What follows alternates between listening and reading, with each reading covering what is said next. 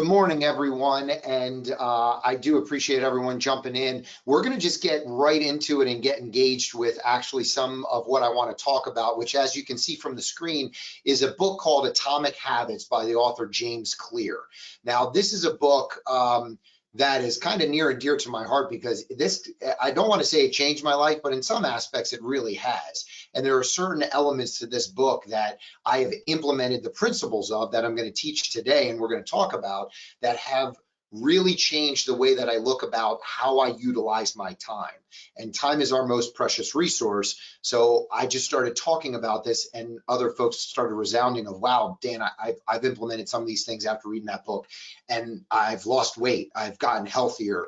I feel more productive at work. I'm sleeping more, right? There's just certain aspects to it where there's a lot that you can learn from this book. I really do believe this should be required reading for every person as you go through and you start to understand what is a habit, how to create them, and how to move on. Now, before I get started into the slides, I would like to ask, just give me a good morning in the Q&A so that I can make sure that I see what's going on at my screen. I've got like 3 screens going here. There we go, Katura. How are you? Good to see you again. Appreciate it. Hi, Cindy. Thank you for responding. Okay, so my screen looks set up and I look good to go. Kelly, good morning. Thank you for chatting with me. So when we look at Atomic Habits in this book, I wanted to let you know just this book was written actually in 2018. It was launched in October. Shortly thereafter, I bought my first copy of it. There's my Amazon receipt from February 10th of 2019. I read this book faster than I ever read any other book before. And then I went back and reread it and started highlighting it. And I just got so infatuated with everything that James was talking about, I really started getting into his blog. Now, James Clear has a fantastic blog. He's got a really good newsletter where once a week he sends out what he calls his 3-2-1. It's like 3 quotes, 2 pieces of advice, and 1 question to think about. And it's just something that will spur a little bit of thoughts in your head. And then he highlights a lot of the key principles from the book itself, from Atomic Habits. But he writes only about habits for the last, I want to call it 10 to 12 years, a long time. So I actually got into it and bought his personal journal, which is this Baron Fig journal where I have, it's what I write in every single day. It's how I keep track of habits. It really is just kind of a solid overall system. It has templates in it to make it easy for you to keep track of habits. So, and then I started teaching it as well. And to give you an idea, as I've been looking through this, I've sent this book out to everybody within Stanley Black & Decker. We've created a short class on it. I use it on my own team with Heidi, right? Heidi, most of you know. And then for those of you who are not aware of, but I'm actually also an adjunct professor for the University of Delaware, and I teach a sales class. And even in sales, there are applicable items to this because it's managing time, also communicating, and it's also staying healthy so that you can manage your time at work. So having said all that, I feel pretty comfortable with my ability to really highlight the key elements of this book. So if you dig into this, even after the training today, and you end up buying the book and you have questions, please, please, please reach out to me. I will drop everything I'm doing to sit and talk about this book to anyone. There's one of my former employees, Katie, started a book club with her team. And I was on a call this morning talking about this book as well. So I just want you all to know I love this book. We're going to dig into really the why, the what, and the how of really the agenda of today. And then I'm going to give you 1 or 2 sheets that Mike uploaded into the webinar here that you can download. And if I could ask you, please download the worksheet first. And if you have a chance to print it off, if you're sitting in front of your computer and you can print it off and have it, we're going to do an exercise a little bit later in the presentation where I'm going to have you scratch down some thoughts and actually try to build a habit. And we're going to walk through things. So number 1, download the worksheet. Number 2, print it off if you can. If you can't, you can do it on a blank sheet of paper, and I'll walk you through all of that as we get to it. So let's dig in. What I want you to do in the chat box or in the question box, I want you just in a few words to really define how do you define wealth? And I'll give you a second and we'll see if there's some thoughts coming through, but give me a definition of wealth in your mind. Let's see if anybody is jumping in. And it doesn't have to be complicated, just a few words. Good morning, Mr. Sean Davis. Good to see you. Luxury of work-life balance. I like it. That's a really good one. Time. Yes, good. Anyone else? Security. Eve. I love it. Security is a good one. See if we get anybody else. Make sure we're at 26 folks. Perfect. All right. So yes, and one of the things, I read a book a long time ago by an author named Alan Weiss. He's a famous consultant, but he had one of the best definitions of wealth that I ever read, and it just stuck with me. He says that real wealth is discretionary time. Money is simply fuel for your life, and you can always make another dollar, but you can never make another minute. And it really hit home that you having control of your time is really what makes you wealthy in life. Now, money, if you consider money wealth, money is an avenue for you to do the things that you love to do. But if you are working all the time, or you're unhappy in your marriage, or you are a hermit and live by yourself, right, and just work, well, then are you truly wealthy? Or are you really experiencing the life that you want to live? And now money can lead to more discretionary time, hands down. I would agree to that statement all day long. And that's really where I started to look of how do you create an environment to give yourself the most discretionary time. So I want to tell you a little bit of a story that kind of hits home for me. This is my sister, Kristen.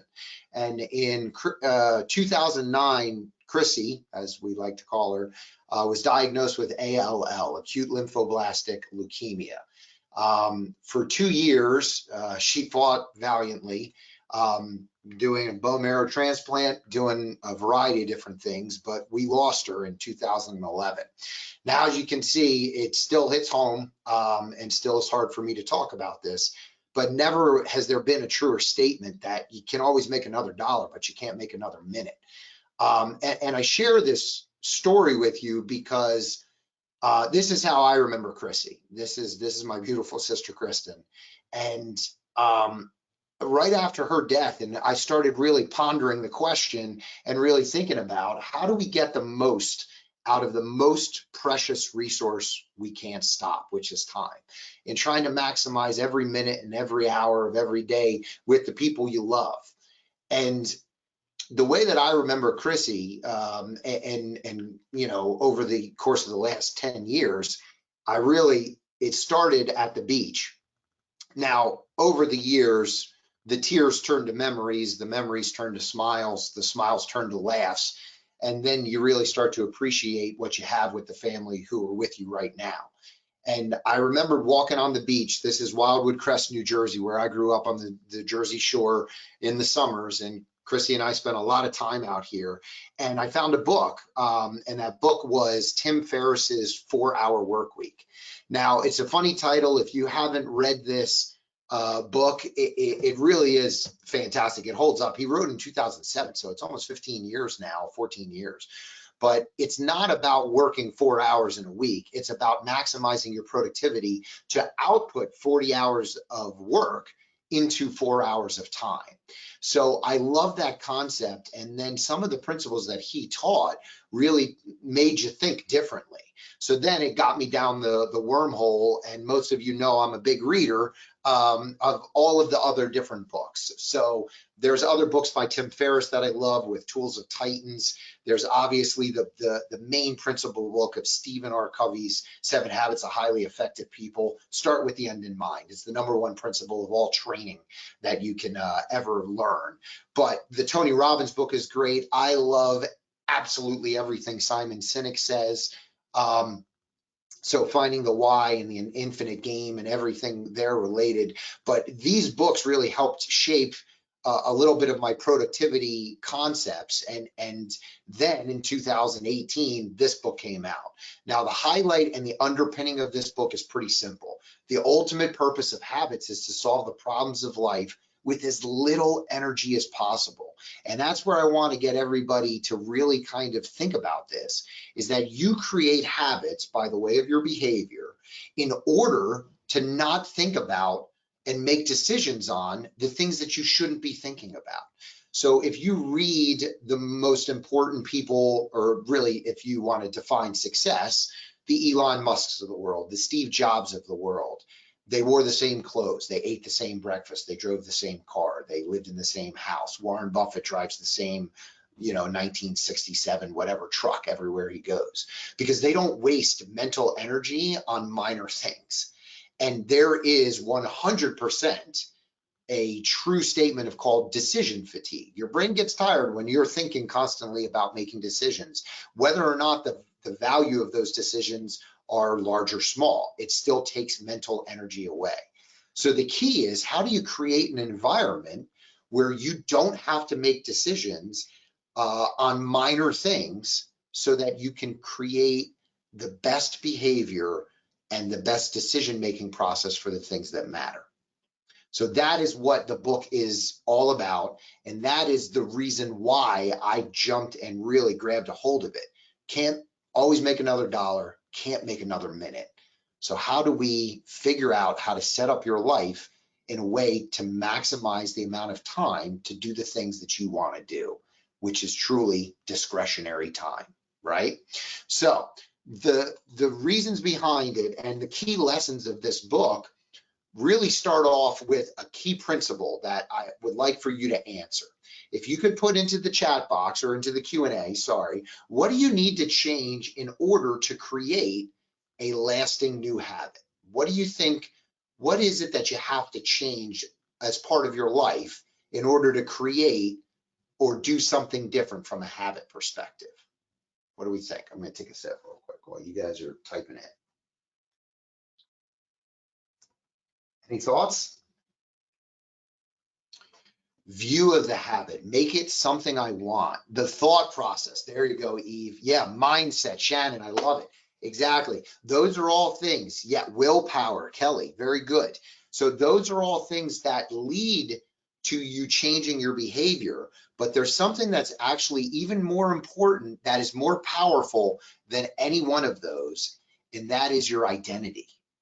And we're going to talk a little bit about this, because it's one thing to say I'm going to do this. It's another thing to say I am a person who is this.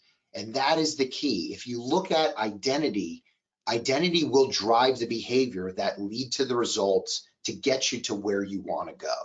So you have to start at the beginning and look at identity. And here's the quote from the book: the most effective way to change your habits is to focus not on what you want to achieve, but on who you wish to become. So let me give an example of this that I think will hit home for all of you.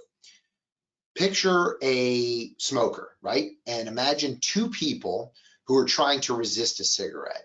Somebody comes up to them and says, you know what, would you like to go grab a smoke? And the first person actually says, no thanks, I'm trying to quit. And then the second person says, no thanks, I'm not a smoker. Now that is a small change of words between those two phrases. No thanks, I'm trying to quit. No thanks, I am not a smoker. But there's an inherent difference there, that person number one is still a smoker and identifies with being a smoker and is trying to change the behavior by using willpower and the mindset. Whereas person two is saying, I'm not a smoker, therefore my identity is a non-smoker, so there's absolutely no reason for me to go grab a cigarette right now. So that's the difference. If you can drive and think about, let's not become someone who quits smoking, let's just become a non-smoker, right? Or here's another example: instead of going for a run, let's become a runner. Let's focus on becoming a runner. What does a runner do? And that's the inherent question that you're going to start asking yourself.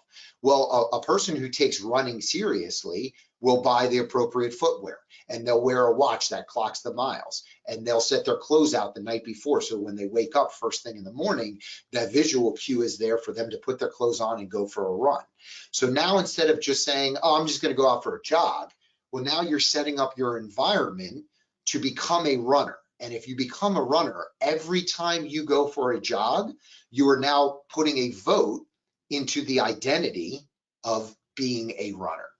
Let's take another example. Instead of just trying to drink more water, focus on becoming a healthy person. What does a healthy person do? A healthy person gets enough sleep. A healthy person, and these are universal truths, right? I'm not saying anything that's crazy, but I think we would all agree that if I had a choice between drinking soda and drinking water, and I identified with being a healthy person, drinking water would reinforce my identity more than drinking soda. Does that make sense to everybody? Is that hitting home, right? Let's see. Yeah, security, good. So focus on becoming a healthy person. If you focus on the identity of where you want to go, it's a lot easier to change your behavior and set up your environment so that you can act in a way and do the activities that drive that identity. Now, one thing that I did, I was 2 weeks ago, I don't know if you guys know this, I was out in California and I visited Mike Schumart. This is a picture of his office, right? And so you all, I'm just joking, Mike, take it easy. So don't clean up your office though. Become a person who is organized. And this is the key, right? So one spot for one place, one use for one topic. Now, I haven't lost, I'm going to knock on wood here, I haven't lost my keys in 12 years. And do you know why? Because I put my keys in the same exact spot every single day of the year. I walk in the garage, or if I walk in the front door and there's a hook in by the where I hang up my jacket, and my keys go on that hook.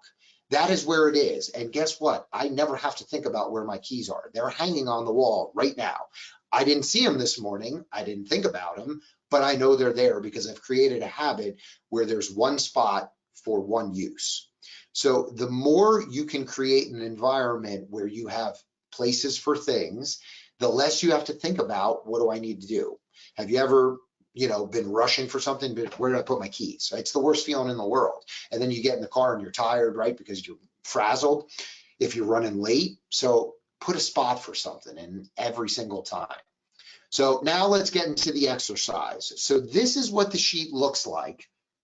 And what I would like for you to do, that's why Couture wears a Samsung Fit watch. Exactly, great. That's such a good example. Thank you for sharing that.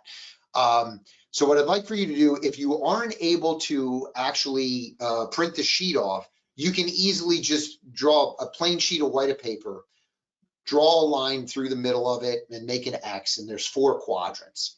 Now, the first quadrant that we're going to talk about, and habits are absolutely considered the compound interest of self-improvement. They will lead to more results as the more habits you become more effective. So we're going to start in the top left corner, and I want you to just write in role and identity. And on those lines on the top left, what I'd like for you to do is just jot down a few of your current roles. And when I say roles, I'm a husband, I'm a dad, I'm a son, right? I'm a brother, I'm a manager, I consider myself a teacher in some aspects. So if you just jot down, and it doesn't have to be fancy, just throw down some ideas of who you identify with some of your roles. And then what we're going to do after you do that, and this is what I had said before, but what a great quote. It's one thing to say I'm the type of person who wants this. It's something very different to say I'm the type of person who is this. I am a healthy person, right? So being a healthy person leads me to eat more salads and drink water and try and exercise more often. And nobody's perfect, but you can strive for it, because every time that I go for a swim, I'm voting for my identity of becoming and staying and maintaining a healthy person.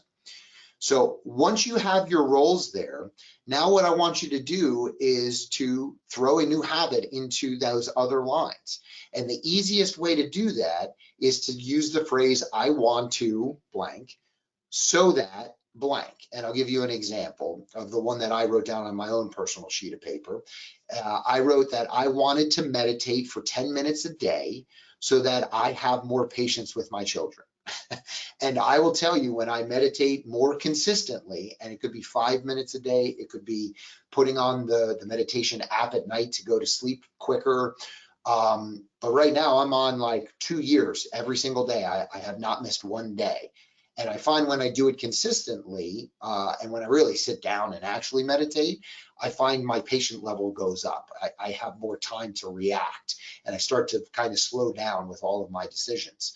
So, but drive the identity to someone that's tied to your role, right? So I want to lose 5 pounds so that when I go on vacation with my family, I feel comfortable in the clothes I'm wearing. I want to start exercising more because I want to be healthy and be here for my grandchildren, right? Whatever it is, tie it to the role that you identify with, and you're so much more likely to drive behavior that puts support of that identity. Now, once you've written that down, now we're going to look at your current habits. And the current habits are you wake up in the morning and you start going through your day. And something like 40 to 60% of your day are actually habits that you don't even know about, that you don't have to think about. When you tie your shoe right now, do you really sit and wonder how to do it? Do you sit down and you say, okay, I need to cross these 2 strings, pull it tight, loop once, loop twice? No, you just automatically do it. It's habit. When you go downstairs and make yourself a cup of coffee, is your coffee in the same spot every single day? Most of the time, right? So these are all of those ingrained little things. So what I want you to do is just start jotting them down. And it could be as simple as this, right? Like you wake up, you use the bathroom, shower, brush your teeth, open the curtains, make the bed, drink tea, whatever it is. Just start writing those out, because what we're going to do after you jot down, and this is just a handful, and this is an exercise you can do to help identify where you want to go with your behavior. Then we're going to look at it, and all you're going to do is put a little plus sign, a minus sign, or an equal sign beside every one of those habits that you wrote down to see whether or not does this habit cast a vote for or against my desired identity. Now, this is where it gets a little subjective, right? Because you could say that drinking tea, right? Like I put that as it's not impacting. A plus sign is a positive, a negative is a negative, and then an equal means it really has no impact whatsoever. Now, drinking tea or drinking coffee for some means sometimes a lot of caffeine, and it gets me awake and it gets me more focused on work. That could very well be a positive. If you have 5 coffees a day and you're drinking caramel macchiatos, maybe that's a negative because you recognize that there's a lot of sugar and other things that might not be good for you from a health standpoint, right? So you can just very easily plus, minus, and the key with all of this is that you want to have more of the habits that drive towards the identity. You want a lot more plus signs than negative signs. But as I mentioned before, the key element with all of this is more about awareness. You just have to be aware of what you're doing. You have to be aware of where your time goes. And once you're aware, then you can start putting in plans and you can start creating the environment for you to be more successful of changing those activities. So give everybody a second there. I'm going to take a quick drink. Good. All right. So the next step, and what I'd like for, if you could, in the Q&A again, is I want you to answer this question. When establishing new habits or even breaking old habits, what is the most important of these 3 selections? Is it goals? Is it outcomes? Or is it systems? What do you think is the most important thing? You can do 1, 2, 3, or you could write out systems, Katora Shannon, yes. Good. Thank you for answering, and you are 100% right. It is systems. So what I'm going to do is I'm going to tell you a story. I don't know if anybody has been following the Olympics over the last few weeks. I love the Olympics. I just love all like USA-based sporting events. If you didn't see the men's 800-meter freestyle with Bobby Fink, it was one of the greatest races, swimming races, competitions that I've ever seen. It was just amazing. So the 800-meter free is the first time they've ever done this Olympic event. Now, I don't know if you guys can see my mouse, But in lane 8 at the bottom was an Italian who led the entire way. Now, this is 16 lengths of a 50-meter pool. So it went on for 7 minutes, and these guys are just all out hustling for 7.5 minutes. It's just incredible, incredible long distance type of swimming. So the Italian in lane 8 was leading. In lane 5 was German or Croatia. Lane 4 was, the other guy. And then you can see in lane 1 and 3 were 2 more people.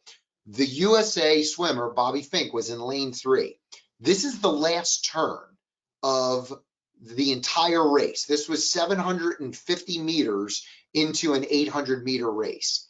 So then as he came up, and if you notice, this is lane 3. Now, throughout the whole race, they now have the ability to judge speed of how fast the swimmers are actually going. And they were moving at 1.7, 1.69 meters per second. This last part, he was up at 1.81 meters per second, almost a half of a meter. Well, I mean, it's tenths, right? But for swimming, 1/100th of a second is a long period of time, right? And believe it or not, Bobby Fink won first place after making the final turn in 4th place.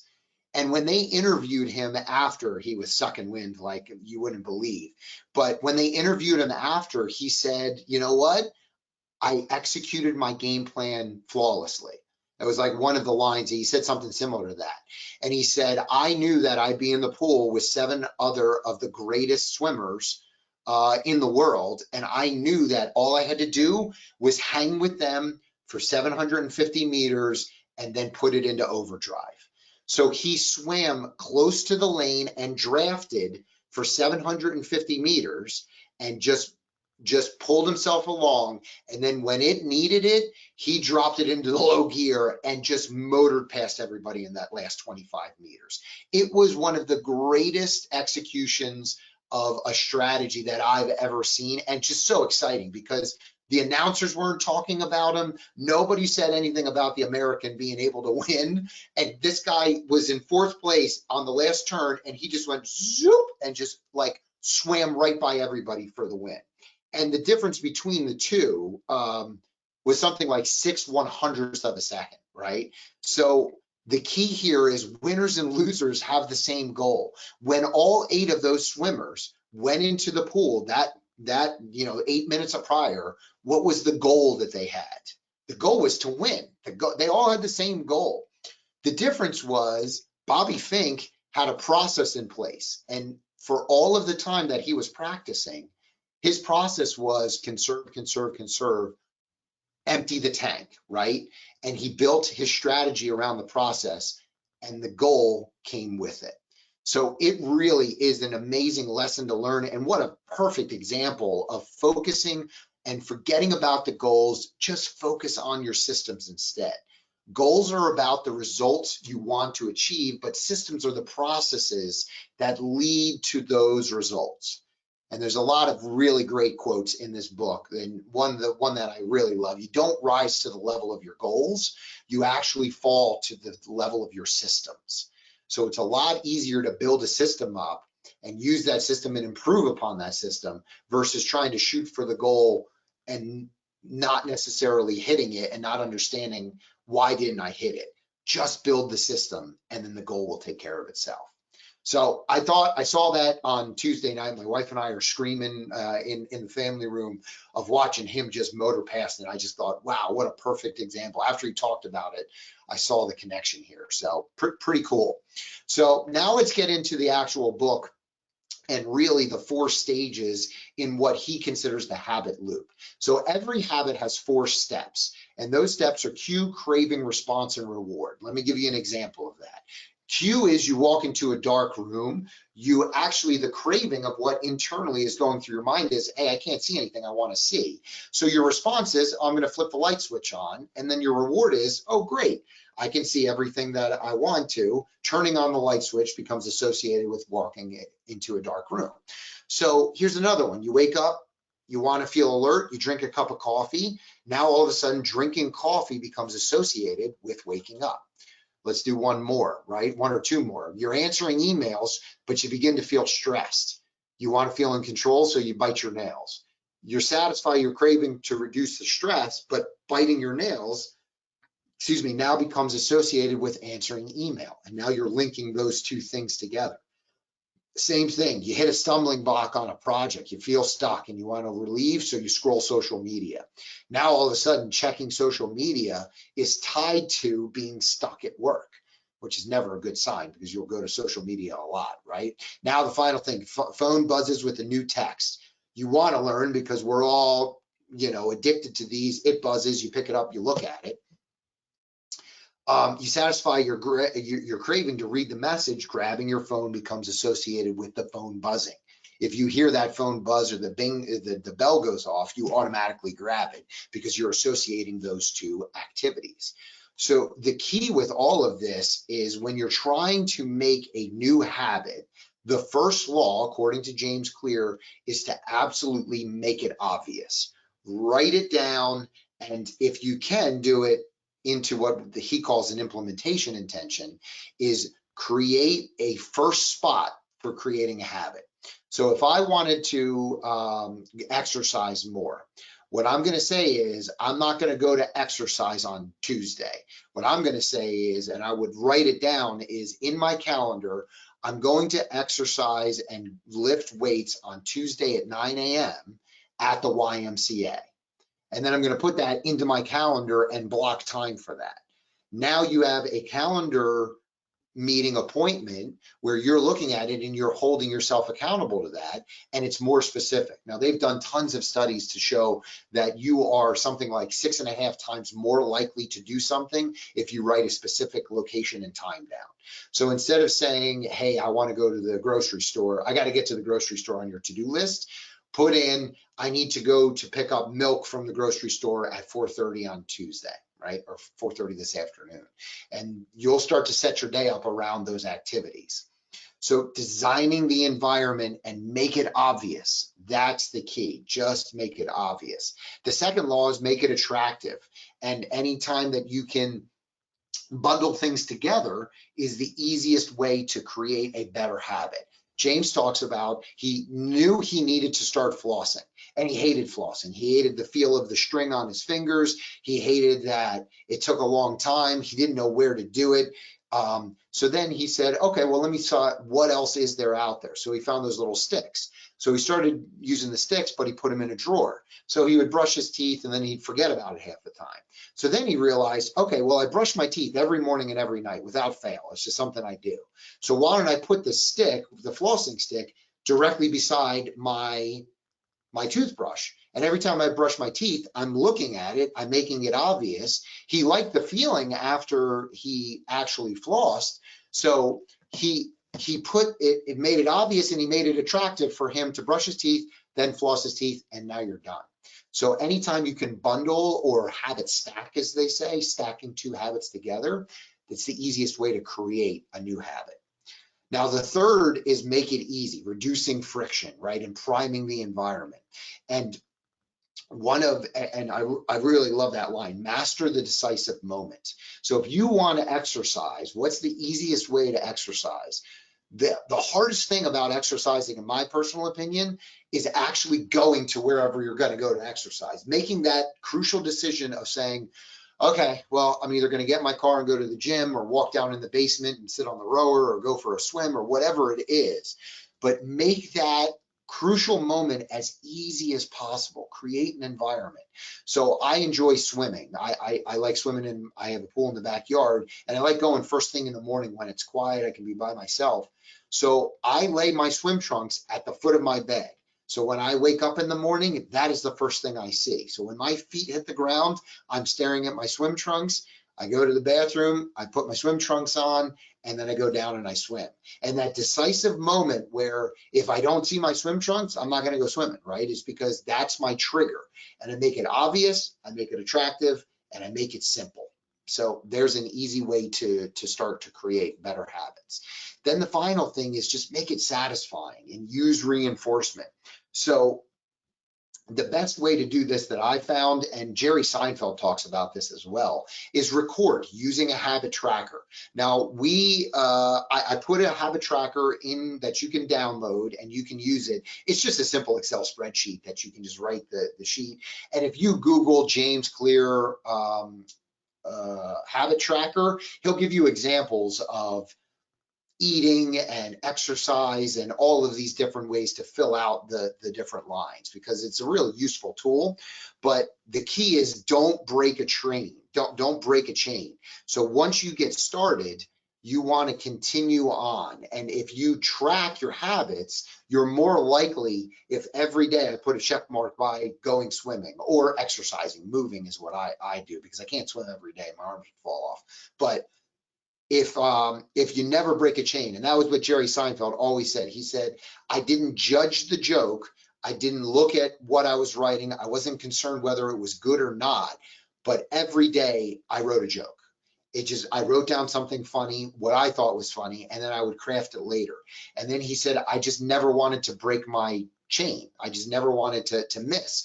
So then he got into 9 months and then a year and then 3 years. And every single day, he wrote down at least one joke or the start of a joke. So if you get into it and now you get a habit that's really long, you really start considering, like, there's no way that I can break this chain. There's like, it becomes so ingrained in you that there's just like no chance that I want to do it, or that I want to break it. I'm going to show you something. This I mentioned before about me meditating. This is my app. I don't know if you can see it. There we go. 648 days in a row, right? There's no chance of me missing now, because for me to go back to zero, it would feel like the weight of that feels so heavy, because I'm just like, oh, wow. So it has become, when I lay down in bed, I put it on 5 minutes, put the sounds and go to sleep. So never break a chain. Now nobody's perfect, right? And that's what you want to strive for. And there's going to be some elements where you can do that every single day because the habit just is easy to do. But there's other habits that are really hard to do, and travel figures into it. So the other part of this is never miss twice. Everybody can make a mistake. Everybody can have a bad day, and then something goes wrong and something happens. But the next day, get back up, get back to it. So that's the other key lesson here. Now, the inversion of all of these is how to break a habit, right? And this is the inverse of all 4 laws. So instead of the first law of make it obvious, make it invisible. Now, I'll tell you, I love chocolate chip cookies. There's not a chocolate chip cookie that I won't eat. And if I happen to walk past any table anywhere in the world and there's a chocolate chip cookie, I'm going to eat it. Like, it's built into me. I don't know how to stop myself. So what I have had to do in the house, because I have 2 young boys who are 12 and 10, and they got the cookie gene, I guess, from me. They also can't refuse a cookie. We have a pantry, and I can't keep the cookies in the pantry, because if I go in there for pretzels or something else, I'm just going to eat a cookie. So I put my cookies, in making it invisible, into another shelf on another cabinet. So if I want a chocolate chip cookie, I have to physically go and actually make it difficult for them, because they would eat more than me. I have to get a step stool and go and pick it up. Now, we have a serious cookie problem in our house, but that's just a stupid example of one. Just make it invisible. When I go in and I go into the pantry for grabbing a pretzel or something, I don't see the cookies, I don't eat them. So all of a sudden, there's more reinforcement of becoming a healthy person. And there's nothing wrong with chocolate chip cookies. There's something wrong with the Alia boys who can eat a sleeve of chocolate chip cookies in one sitting, which I'm working on it. Give me a break. So now, as we go back to your sheet, the one thing I want you to do is really take that implementation intention. So now you have a habit that you want to create. I want to lose 5 pounds so that I can fit into the bathing suit, whatever it is, right? And here's all my habits. So the way to do that is, now your identity is a healthy person for this example. So I am going to exercise right, the behavior at 3 p.m. today, Friday, in the backyard when I go swimming, right? And then the goal is to just never miss twice. And now the key with all of this is ultimately if you can get an accountability partner, and that accountability partner can be anybody. It could be a husband, a wife, a spouse, it could be your kids, it could be a friend. Heidi was mine when I started meditating, and I said, Heidi, I want you in every one-on-one when we sit down and talk to each other. Before we hang up the phone, I want you to ask me how the meditation's going. And she did. And for 6 weeks, 12 weeks, right? When I first started. And every time I'm like, Heidi, I'm on day 12, I'm on day 18, I'm on day 100, right? So she held me accountable, and I knew that she would ask me the question. So it drove me to do those activities a little bit more. So hopefully this sheet, and you can download it and fill it out later. And if you have questions about it, by all means, just reach out to me. But hopefully this sheet will walk you through those 4 steps of really creating a new habit tied to the identity of the person you want to become. Because if you tie it to the identity, you are so much more likely to drive those activities and behaviors and the systems that will lead ultimately to the outcomes that you want. So that is your commitment. And I just wanted to give you an idea. This was the sheet that I filled out a long time ago, and you can see how to, I want to become someone who meditates every day, so I have more patience with my children, right? And I put in a specific spot. After I make my bed, I meditate for 10 minutes sitting in the chair in my bedroom. I did that for a long time. And then I've shifted it to down here in the office, right? So, and Heidi, and then my wife. And this was another thing, like my wife, Ange, I said, don't make the bed, because that was my trigger, which was the habit stacking. Because what happens now in the morning when I wake up, it was just, this is the way that my brain worked, was when I'm brushing my teeth, I walk around and I open the curtains. I pull back the blinds and I let light into the bedroom. Then as soon as I'm done brushing my teeth, I make the bed. As soon as I was done making the bed, I sat down in the chair and I meditated for 10 minutes. And so Ange one time made the bed, she got up first, and I was in the shower or something.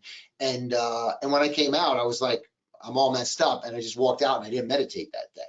So that was my trigger. That was the cue. And that was what I had to have to get me to the craving, to get me to the response, which ultimately the reward of finishing the meditation. So I literally just had a conversation with her that said, don't make the bed. You're screwing me up if you make the bed, which is kind of crazy for me to say anything to my wife like that. But that was how it worked for me. So the other piece of this that I want everyone to understand is that small changes often take a long time and they appear to make no difference. If you see a block of ice, right, at 35 degrees, it's, or I'm sorry, at 32 degrees, shoot, I'm screwing this whole thing up. At 28 degrees, it's a block of ice. At 29 degrees, it's a block of ice. At 30 degrees, it's a block of ice. And then all of a sudden at 32 degrees, it starts to melt and it becomes water. And at 33 degrees, it's more water, right? So you didn't happen to see anything from 25 to 31, but all of the energy and the buildup of that temperature really was changing the dynamics of what that ice was. So the most powerful outcomes of any compounding process are delayed. They come later. So you have to be patient. If you want to get in shape, you can't go to the gym today and say, okay, I'm going to go get in shape today. And then when you're done that exercise, you're like, woohoo, great, I'm in shape. It doesn't work that way. You have to go consistently over time. And all of those built up, all of that energy that you put into it is what ultimately leads to the outcomes that you're looking for. So be patient. It takes time. And for God's sake, forget about goals and focus on systems instead. And the most important thing of anything that I'm saying about this entire thing is just begin, right? Just get started and you can adjust on the way. So with that, that is Atomic Habits by James Clear. Now, believe it or not, I scratched the surface of this book in the last 45 minutes. There is so much more to everything. I highly, highly recommend spending the $11 or the $7.99 on your Kindle and just taking time and going through it. I've highlighted this book. I've highlighted my Kindle. I have something like 178 passages highlighted. I teach off of it and I read it every year because I'll flip back through and go back through just to remind myself of these. But hopefully you got something out of it today. I really, really appreciate the time that you spent listening to me and talking about the Atomic Habits.